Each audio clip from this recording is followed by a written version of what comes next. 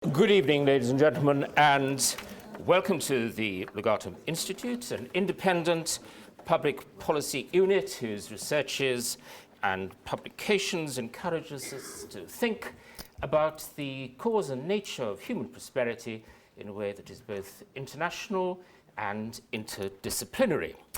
And the Culture Prosperity Programme that I have the pleasure to administer here brings these different strands of prosperity together: the political, the economic, the cultural, the intellectual, social aspects of human progress. And so to this evening's lecture, which forms part of the History of Capitalism lecture series, part of the Culture Prosperity. And we're now at the fourth lecture, during which we're going to be talking about and thinking about a very contentious subject in the company of Bronwen Everill from King's College, London. Now, I think an awful lot of Europeans, and therefore a large number of Westerners, tend to talk about Africa in a not terribly helpful generalizing manner, as if all Africa was the same thing, and as if all Africans thought the same things at all times and in all places. But here are two generalities that might help us to focus our minds as we prepare to listen to Bronwen's words of wisdom on this matter. In the late AD 70s, the Roman author Pliny was writing his magnificent history of the natural world. And looking at in his case, the northern continent of Africa, he said a very, very famous thing: out of Africa, there's always something new that's coming out. There's new stuff all the time. And Pliny, of course, was thinking not just about objects and artifacts and scientific advance. He was also thinking about literature and political developments, life of the mind generally. The history of Christianity in the first century AD is very largely the history of African Christianity. And then if we push the fast forward button, and let's say we're in 1899, when that great Polish writer in English, Joseph Conrad, thinking about West Africa, which is where we're going to be this evening with Bronwen, chose the title Heart of Darkness in describing the Africa that he claimed to know. So something very big and very odd and very strange, perhaps tragic, had happened in the meantime. Now, I'm not such a hard taskmaster that I would have asked Bronwen to encapsulate 1,800 years in the 35 minutes that are ahead of us. But she has become, in a very short period of time, a very great authority on one aspect of Africa, the West Africa of the 17th and 18th centuries, and particularly in its relationship to the world of London, the world and the world of England. The phrase is the Stuart dynasty of English kings and businessmen with a nose for an opportunity are not two phrases that usually go together. In the case, however, of James, Duke of York, to be, of course, James II, briefly and catastrophically, and in the case of Charles II, this is very much true. And they were the motivating figures behind the establishment of what became later known as the Royal Africa Company, established with a monopoly of English trade, which is where we began and where England's story and its involvement in this African continent starts. So with that little introduction, it's a great pleasure to welcome Bronwen Everill to the History of Capitalism course. And we're going to have a great treat in her company on here as she brings her traded goods. And as she talks now for us on her talk, The Age of Plunder, How We Traded Africa. So welcome, Bronwen, to the Legatum Institute.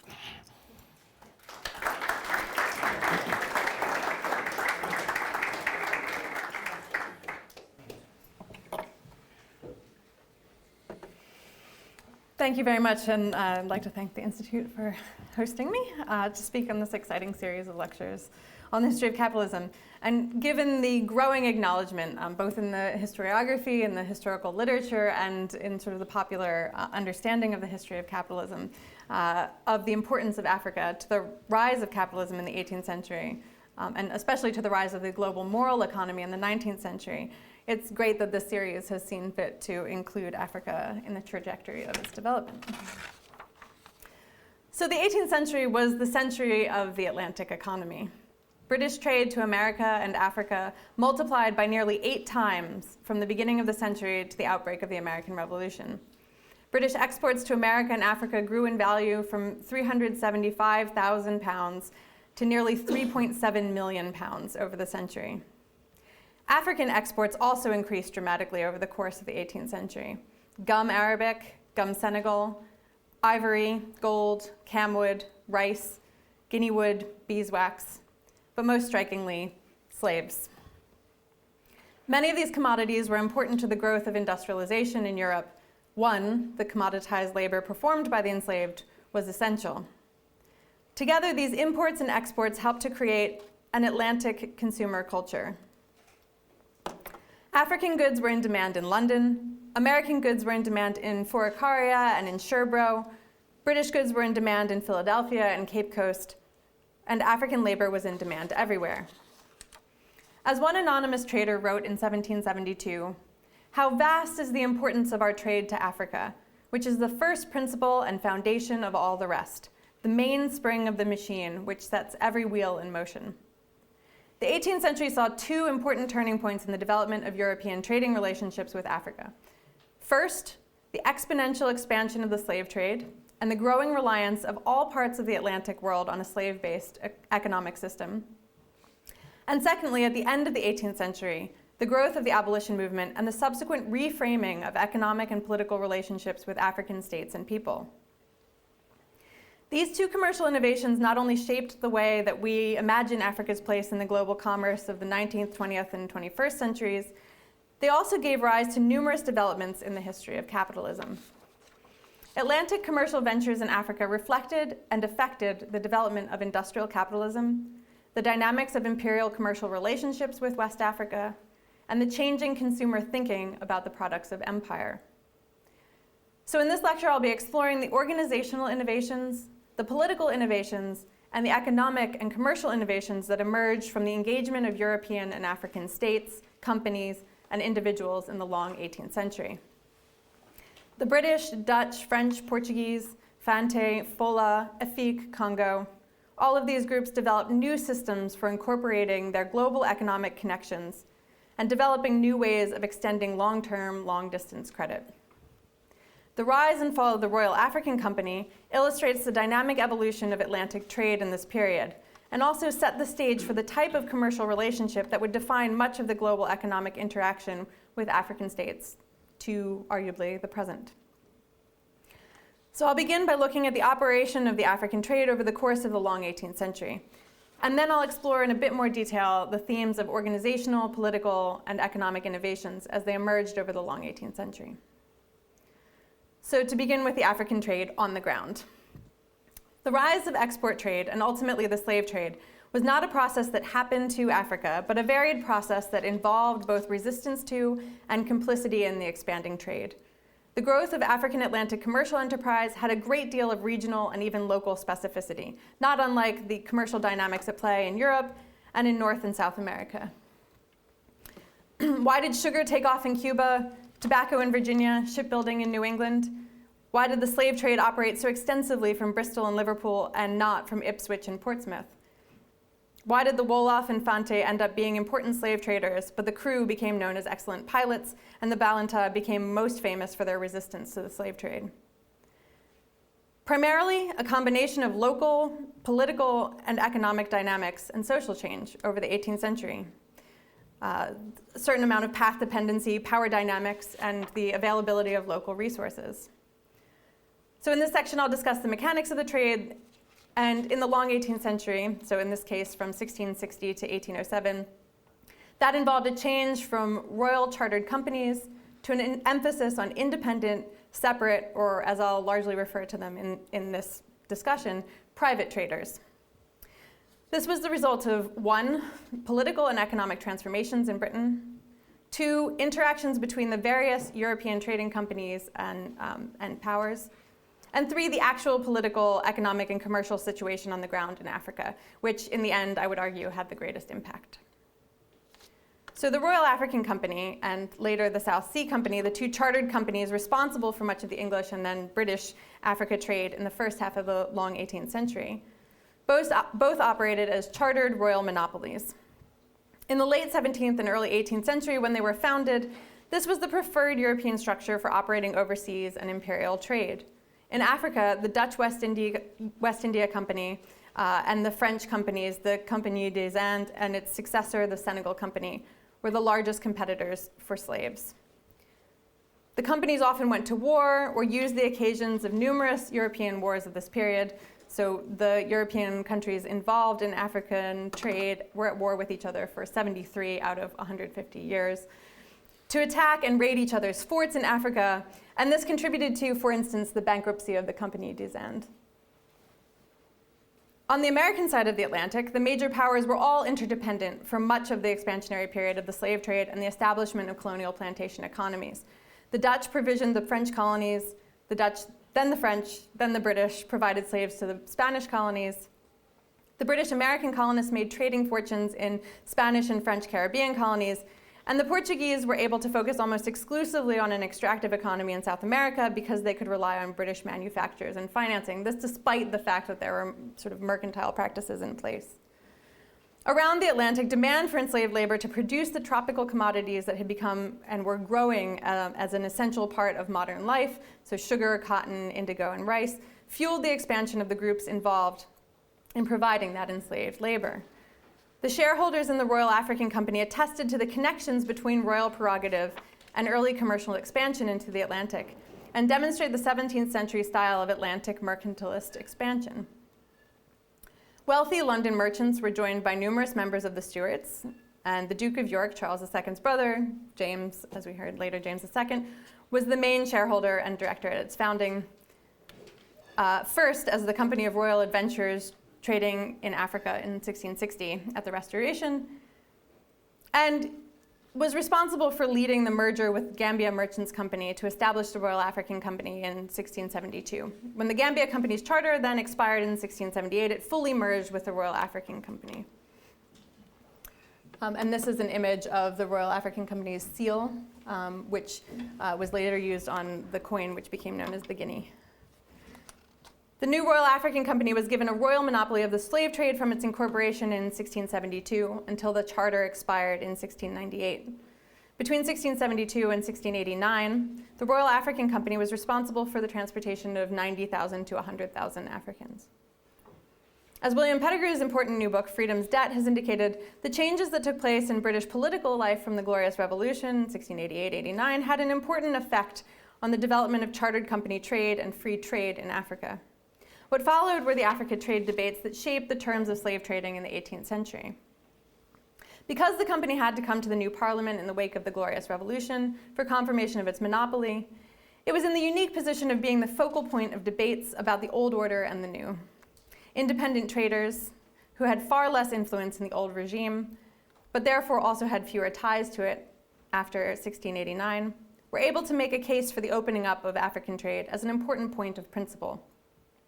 In 1698, an act was passed by Parliament which recognized the continuation of the Royal African Company's charter for a further 13 years, but at the same time opened the African trade to all English merchants, on the grounds that they would pay the company a 10% duty on all goods and people exported from Africa between Cape Mount and the Cape of Good Hope, and a 10% duty on all imports and exports in the region of the African Company's major forts, with an exemption on slaves and gold, and a reduced duty on redwood. So according to Pettigrew, this effectively decimated the company's share of the slave trade, which dropped from 88% in 1690 to 8% in 1701. This was an important change because in the late 17th and early 18th century, the slave trade was largely operated out of a selection of forts along the West African coast, built and manned by the European chartered companies. So here are some pictures of some. This is James Island in Gambia. This is Cape Coast Castle in modern Ghana. This is a fort at the Ile de Gorée off Senegal. And this is Bunce Island in the Sierra Leone River. Forts were established using a combination of European and African precedent. The Royal Africa Company, following European traditions of establishing military forts to defend trading interests, improved on the fort at Cape Coast, defended existing forts against attack by the Dutch, who had challenged their position in the Gold Coast in 1664 and 65, and the Portuguese as well, and built forts at Dix Cove, Secondi, Anamabo, Accra, and Ouidah. The fort at Anamabo is a good example of the territorial and trade rivalry that shaped the Africa trade. Built initially by the Dutch in 1639, it was then captured by the Swedes and then recaptured by the Dutch in 1660. The Treaty of Breda, which ended the Anglo-Dutch War in 1667, granted Anamabo to the British, who built their own small fort there beginning in 1672. They abandoned building a few years later to focus on Cape Coast Castle. But because of the licensing rules put in place by the new 1698 provision, which allowed independent traders not affiliated with the company to trade at the forts for 10% duty, Anamabo stayed within the British sphere of influence. Meanwhile, in West Africa, a number of societies had a pre-existing model for incorporating trading diasporas and itinerant traders into their polities. This model has been termed the landlord-stranger model in the historical literature. In effect, the ruler of a particular place would assume the role of landlord for the new trader, representing them in any disputes and vouching for their character and potentially their debts. The stranger would then pay any taxes, custom duties, landing fees, etc. to their landlord. Many times this relationship was formalized through intermarriage, thus incorporating the stranger into the community. When it came to setting up forts for trading, then both parties had some amount of precedent for the kinds of foreign relationships that would develop. Unlike later colonial settlement, the Royal Africa Company and other chartered companies were quite circumscribed in their political role. And although they certainly supported factions and provided the guns, funding, and trade goods that helped to support some regimes and topple others, the high rate of turnover of African personnel on the coast, largely as a result of disease, and the incorporation of other traders into the families of African rulers meant that landlords and strangers often shared interests. By the early 18th century, however, the 17th century trading and political status quo was already being challenged by the development of new political and economic alliances in both Africa and Europe.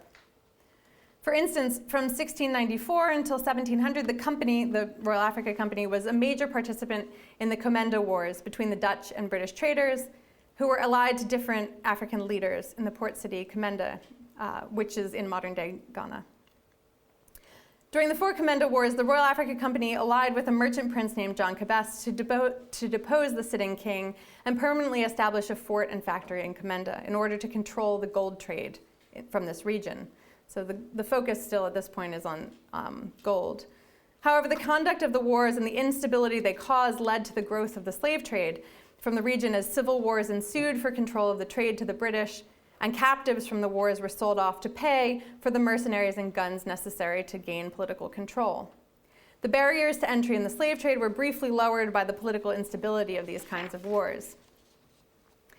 In the 18th century, the rise of the British independent or private trader affected the relationships that had formed along the coast and challenged the primacy of state monopolies on trade. For both African and European participants in the slave trade, over the course of the 18th century, more and more trade was conducted on behalf of individuals rather than royal agents. When the 1698 Act extending the Royal Africa Company's monopoly expired in 1711, the private traders argued that they shouldn't have to pay the 10% duty anymore. The company, which then bore the entire cost of maintaining forts and defense, was in need of a new lifeline to support itself both politically and economically. Another chartered company was formed in 1711 called the South Sea Company, and this company, founded by Queen Anne's chief minister, Robert Harley, actually existed primarily to buy British government debt, but it saw the slave trade as a potential avenue to explore in the quest for providing itself with a legitimate trading purpose. The South Sea Company held the Spanish asiento, which was the monopoly for supplying the Spanish colonies in the Americas with African slaves and other goods, from 1713, which made it, in combination with the Royal African Company and by extension the British state, the largest slave traders in the 18th century. However, its slave trading was conducted through the Royal Africa Company. It never traded on its own. At the conclusion of the War of the Spanish Succession, the Treaty of Utrecht gave to Great Britain a 30-year asiento to furnish 4,800 slaves and 500 tons of goods per year to the Spanish colonies. This monopoly had previously been held by the French, and prior to that, the Dutch and the Portuguese. So this new charter provided British traders with a virtual monopoly on providing slaves to the formerly closed Spanish markets in the Americas.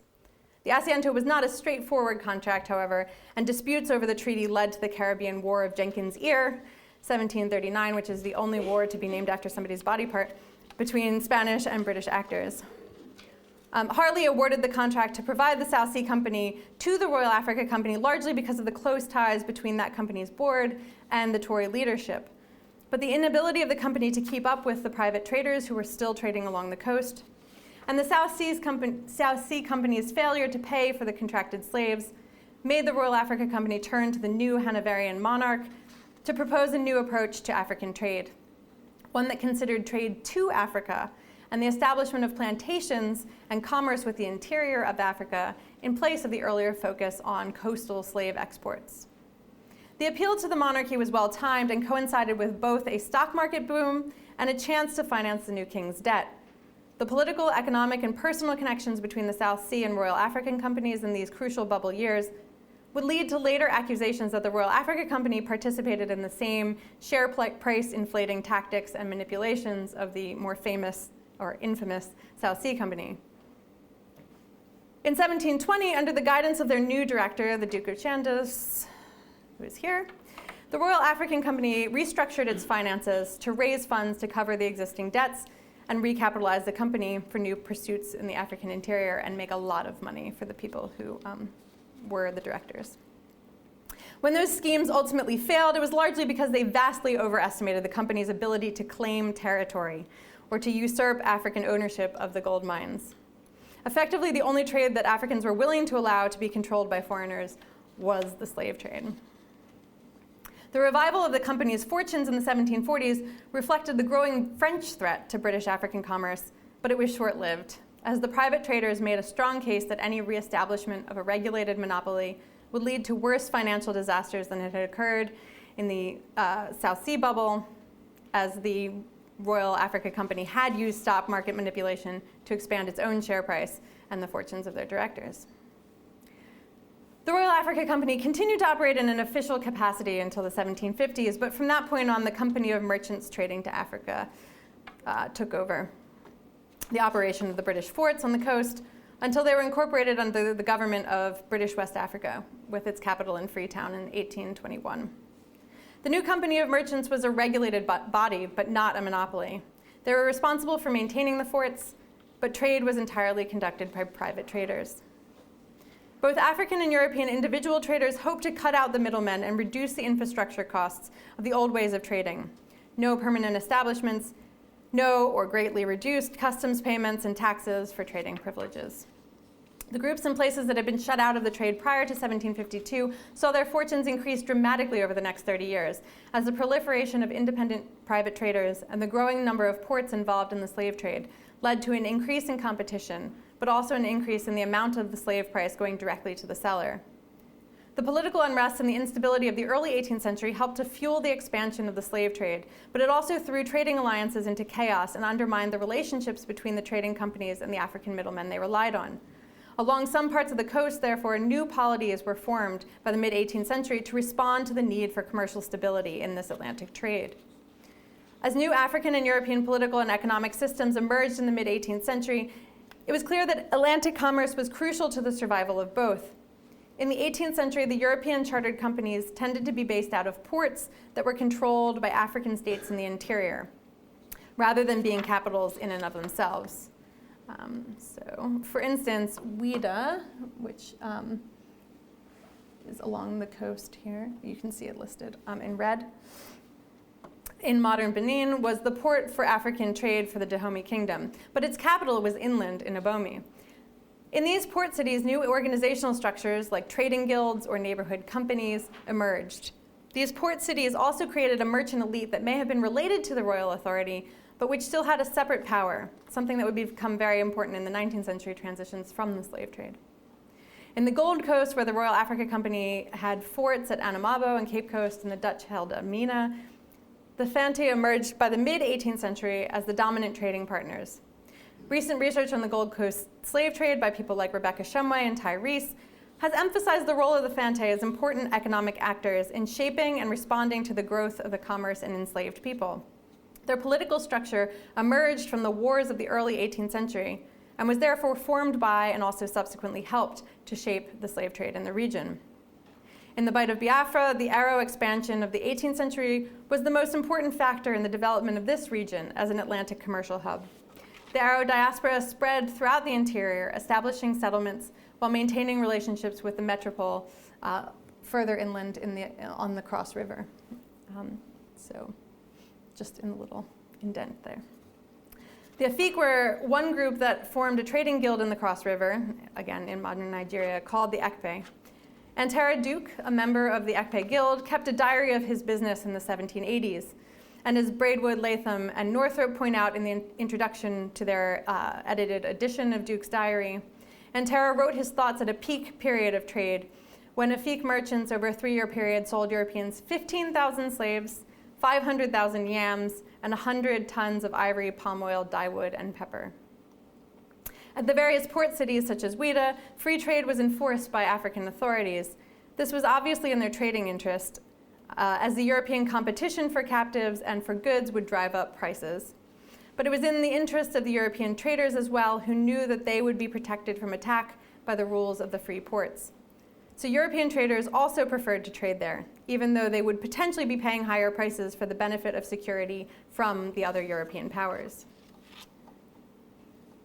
But slave trading was not the only activity that these new elites, like we have here William Ansa Sesaraco, who was a Fante trader, managed. For instance, in the extended region around Sierra Leone, commercial plantations expanded to provide rice, palm oil, and other staples for feeding those engaged in the slave trade, as well as the slaves themselves when they awaited transport. In parts of Nigeria, palm oil began to dominate the trade. Because of the prolonged nature of the trade, which often took up to 6 months, the British private trader benefited from the protections offered by the forts along the coast and their defenses. And African middlemen living near the forts also saw some benefit, as they could make money through hiring out their dependents as slaves, slave laborers in the maintenance of the forts. They also benefited from the expansion of the trade brought about by wars and the shifting political landscapes that the European trading presence on the coast caused. In other words, both African and European traders were jockeying for control of the trade, with competition between royal and private traders in both contexts aiding the expansion of the trade. In the evolution of the Royal Africa Company, its competition with the French and the Dutch, as well as the private traders, and in its on-the-ground trading activities, a number of innovations in the practice of Atlantic commerce emerged. The organizational, commercial, and political innovations that resulted in the 18th century's African Atlantic commerce, which shaped the practice of global capitalism in the 19th century and beyond. Some of these innovations had more impact in Europe, and others had more impact on the development of African capitalism. So I'll begin by looking at organizational innovations. David Richardson and Robin Pearson have identified the role that Atlantic commerce played in shaping organizational innovations and expanding the commercial networks that both European and African actors were willing to engage with. They identify more sophisticated forms of internal regulation in domestic stock companies, material forms of guarantee, and a changing legal and political framework. As a result of the shift from fort-based to ship-based trade that accompanied a transition from chartered companies to independent traders, so they were basically conducting trade from the ship with maybe a resident factor on the coast. Institutional impersonal forms of guarantee gradually replaced the informal personal credit relationships that had dominated British overseas commerce in the previous century. The rise of mortgage lending, for instance, was an example of how the expanding African Atlantic commerce required new instruments in place of the diasporic or family networks that came before. The commission system was another innovation related to the expanded African Atlantic trade. In this system, British merchants acted as agents, selling consignments of goods from the West Indies on commission here in London, and then sent out goods from Britain to the planters. The planters did much of this in order to pay for slaves brought over by the Royal African Company. The commissioning houses in Britain, already acting as credit institutions, developed other services as well, including financing and insurance. Economic and commercial innovations also developed out of this trade. Two main economic and commercial innovations were the rise of commercial plantation agriculture reliant on enslaved labor, and the development of new forms of long-term, long-distance credit structures in the City of London. Commercial agriculture was one of the most important economic innovations associated with the rise of Atlantic African commerce. Its impact on the development of Atlantic economies of the Americas is very well known. And when most people imagine the rise of plantation agriculture in the 18th century, that's probably what they're picturing. A recent book edited by Robin Law, Silke Strickroth, and Suzanne Schwartz demonstrates that commercial agriculture was an important part of the West African economy throughout the period of the slave trade. This was because the slave trade required a huge amount of food to keep the enslaved alive while they were being transported to the coast, while they waited in merchants' houses, ships, or forts, and for the voyage across the Atlantic. The commercial agriculture that developed to support the slave trade also relied on enslaved labor. New plantation agriculture sprang up in the hinterlands of many of the Senegambian and Upper Guinea coastal areas, for instance. Some of this was conducted by groups who wanted to participate in the Atlantic trade, so they wanted the goods and credit that was coming in, but they were not interested in slave trading. In other areas, highly centralized states established separate slave villages centered on agricultural production. So in Moria, Sumboya, and Bena in Guinea, travelers' accounts from the 1780s and 90s describe slave villages where cotton, salt, and rice were produced for coastal trade to growing African port areas as provisions for slave ships and for export. These villages were separated from free areas. In villages in Senegambia, oral tradition reports that so-called captive fullahs were placed in the western part of the village. On both sides of the Atlantic, African commerce was restructuring production modes. Chandos was correct to identify the growth of African interior commerce as a critical source of wealth, and his schemes were pursued after he left the directorship of the Royal Africa Company in publications by traders like Malachi Postlethwaite, publications that had a significant impact on the direction of British interventions in African commerce in order to ultimately abolish the slave trade after 1807. Credit structures were the other important aspect of commercial innovation to arise from the Atlantic imperial trades with Africa. In order to support long-term and long-distance trade, and to encourage the growth of slave sales in the Caribbean especially, new forms of credit were created in the London market. Roger Anstey described the capital required for a slaving voyage in the late 18th century. So a Dutch voyage would require nearly 9,000 pounds, a British voyage would require 8,500 pounds, and a French voyage would require nearly 10,000 pounds. According to Richardson, by 1770, credit most likely underpinned the vast majority of slave sales in British America, with the terms upon which slaves were being bought often reaching 12 months or longer. The rise of separate traders and private trading firms meant that British investors did not have the security that a royal charter brings. This was a unique result in the British world, since French and Portuguese trading was still largely run through chartered monopolies. Joseph Inakori has argued that it was the need for long-term credit solutions for the slave trade that drove the development of modern credit financing in the London market. Resident traders in West Africa required large capital development financing. African traders in the interior were entrusted with long-term commodity credit. Plantation owners were able to finance the purchase of slaves. Consumers were able to buy slave-produced commodities on terms of credit. Inakori has highlighted the role of the slave trade in fundamentally forming the practices of the City of London. The peculiar needs of the British slave trade and the economics of slavery in the Americas generated considerable demand for credit that produced profitable opportunities for the creation of credit institutions. As Stanley Engerman has written, over the course of the 18th century, Britain shifted from being a net importer of capital, primarily from the Dutch, to being a net exporter of capital, primarily to the New World colonies and to the United States, and primarily related to the slave trade.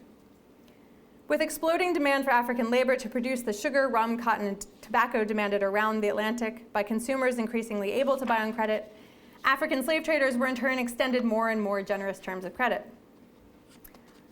They were given goods on extended terms, almost often 6 months to a year, to go into the interior and trade for slaves. The collateral was typically a pawn, so somebody who's related to them who could be enslaved should the trader fail to return with slaves. One trader described the process, which lasted well into the 19th century. When a ship is going down the coast, they leave the goods on shore, and when she comes back, they are paid. And sometimes of late, when the ship has a small quantity of goods remaining, they have left it with the natives to be paid on the next voyage. As described by Richardson and Pearson, Bonny, which emerged as the single largest port servicing British slave ships in Africa from 1730, credit protection became associated with still other, more impersonal mechanisms. In Bonny, for instance, a military leader became the ultimate authority in regulation of external trade, including settling disputes over debts. Traders here also used letters of recommendation inscribed on ivory bracelets or discs. As security and advancement of credit by British traders expanded throughout the Atlantic world, it relied on hybrid systems, formed in conjunction with indigenous credit practices and with newly emergent business practices. As Pearson and Richardson demonstrate, the more impersonalized, state-regulated systems of Bonny apparently were associated with faster loading rates and much higher levels of slave export than those tied to other more personalized and decentralized ones like kingship. In Ouida, credit and debt worked in both ways. Europeans landed goods for African slave traders, sometimes amounting to the value of 70 slaves. Africans, meanwhile, accepted promissory notes to be settled for the goods that made up the trading currency of the coast when the European ships were set to leave at the end of the season. So all of this credit going around leads to something like a credit crisis. The overextension of lines of credit all along the Atlantic supply chain were an important factor in driving the turn away from the slave trade in all the participating markets. In a discussion of the relationship between capitalism and the development of humanitarianism, John Ashworth has argued of the burgeoning anti-slave trade movement that its proponents sought a rigid separation between those areas of life where the market could rule and those where it was forbidden. And Philip Gould sees anti-slave trade writings as expressly defining acceptable and unacceptable or barbaric commerce. The anxieties about overconsumption and dependency on these forms of credit and on the slave trade were certainly amongst the catalysts for British and American anti-slave trade movements. In the Gold Coast, Tyrese has noted that luxury imports so glutted the market that there was inflation and a real wage decrease as a result, since people were paid in goods.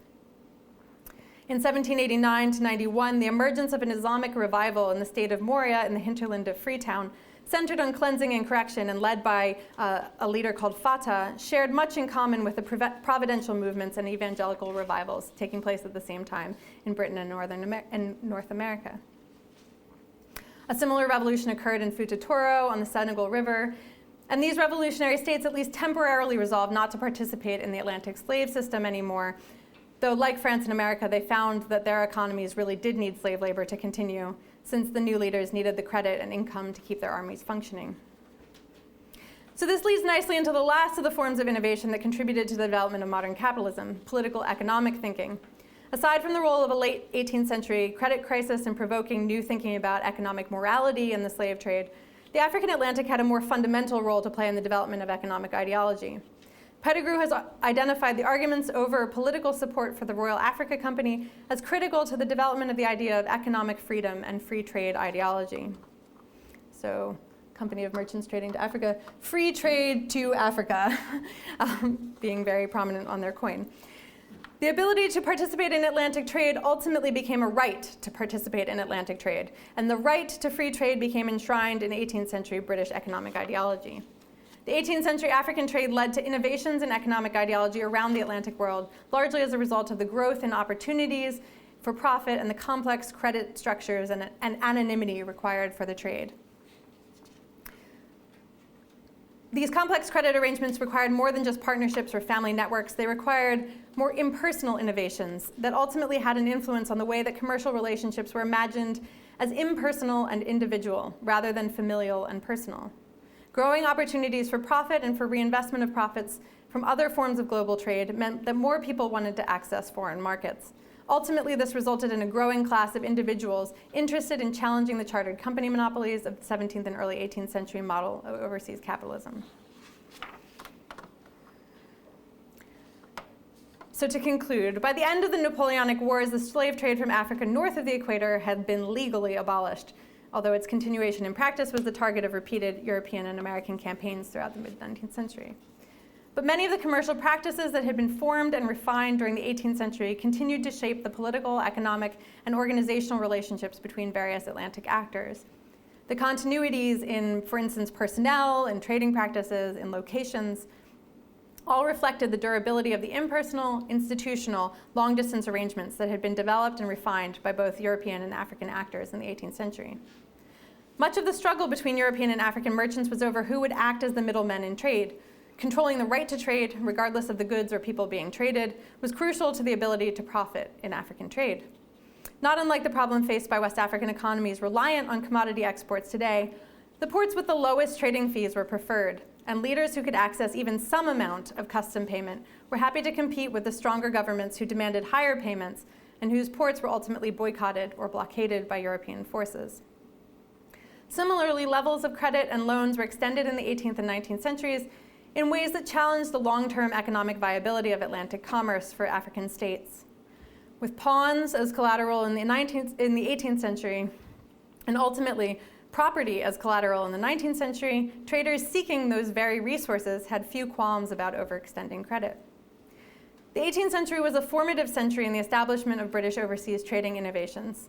And as I hope I've been able to show you, however briefly today, these were the result of political and economic transformations in Britain, of interactions between various European trading companies and traders, and of the actual political, economic, and commercial situation on the ground in Africa. Thank you. Thank you very much.